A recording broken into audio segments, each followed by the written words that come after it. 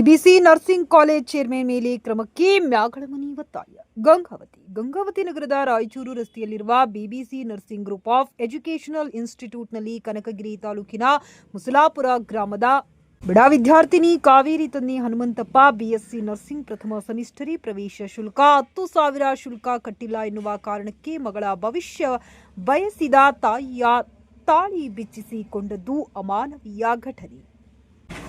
ಇದು ನಾಗರಿಕರು ತಲೆ ತಗ್ಗಿಸುವ ಘಟನೆ ಎಂದು ಕೊಪ್ಪಳ ಜಿಲ್ಲಾ ಸರ್ವಾಂಗೀಣ ಅಭಿವೃದ್ಧಿ ಹೋರಾಟ ಸಮಿತಿಯ ಜಿಲ್ಲಾಧ್ಯಕ್ಷ ಬಸವರಾಜ್ ತೀವ್ರವಾಗಿ ಖಂಡಿಸಿದ್ದಾರೆ. ಕೂಡಲೇ ಆಡಳಿತ ಮಂಡಳಿಯ ಚೇರ್ಮನ್ ಮೇಲೆ ಸರ್ಕಾರ ಕಠಿಣ ಕ್ರಮ ಕೈಗೊಳ್ಳಬೇಕು ಹಾಗೂ ಅವಮಾನಕ್ಕೊಳಗಾದವರಿಗೆ ನ್ಯಾಯ ಒದಗಿಸಬೇಕು. ವಿದ್ಯಾರ್ಥಿನಿಯ ಶಿಕ್ಷಣವನ್ನು ಸಂಪೂರ್ಣವಾಗಿ ಸರ್ಕಾರ ನೋಡಿಕೊಳ್ಳಬೇಕೆಂದು ಮ್ಯಾಗಳಮನಿ ಒತ್ತಾಯಿಸಿದ್ದಾರೆ.